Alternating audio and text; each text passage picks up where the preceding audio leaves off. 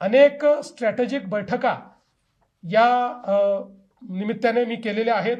मी सगळी नावं सांगणार नाही, पण विशेषतः वर्ल्ड बँकेचे जे प्रेसिडेंट आहेत मिस्टर अजय बांगा यांच्यासोबत एक खूप चांगली बैठक झाली आणि विशेषतः आपल्याकडे जी काही अर्बन इन्फ्रास्ट्रक्चर आहे ज्याच्यामध्ये वॉटर इश्यूज आणि ज्याला आपण म्हणतो वॉटर ट्रीटमेंट इश्यूज याच्यावर खूप चांगली चर्चा झाली आणि त्यांनी समोर येऊन त्याच्याकरता फंडिंगच्या संदर्भातले ऑप्शन्स जे आहेत ते आम्ही खुले केले आहेत असं या ठिकाणी सांगितलेलं आहे.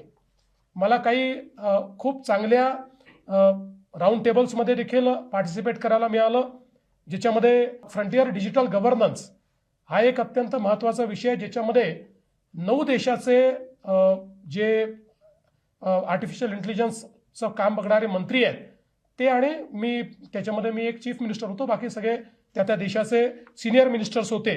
यांच्यासोबत मला पार्टिसिपेट करायला मिळालं. मला इकॉनॉमिक इम्पॅक्टवर आणि AI फॉर इक्विटेबल ग्रोथ याच्यावर देखील पार्टिसिपेट करायला मिळालं. मला सस्टेनेबल एनर्जी सोल्युशन्सवर देखील पार्टिसिपेट करायला मिळालं.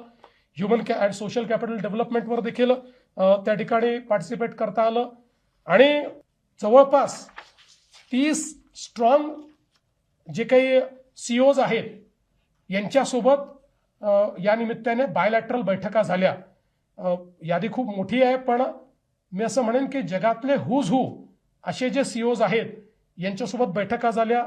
त्यांना महाराष्ट्रात आणि भारतात मी निमंत्रित केलं. काहींचं ऑलरेडी ऑपरेशन चाललंय, ते अधिक मोठं कसं करता येईल या संदर्भात चर्चा झाल्या. काही टेक्नॉलॉजीच्या चर्चा झाल्या. यासोबत काही खूप चांगल्या स्ट्रॅटेजिक पार्टनरशिप झाल्या. या स्ट्रॅटेजिक पार्टनरशिपचा जर आपण विचार केला तर याच्यामुळे पुढच्या काळामध्ये इन्फ्रास्ट्रक्चर क्रिएशनमध्ये, क्वालिटीमध्ये आणि त्यासोबत एक प्रकारे इकोसिस्टम तयार करण्यामध्ये आपल्याला खूप मोठा फायदा होणार आहे.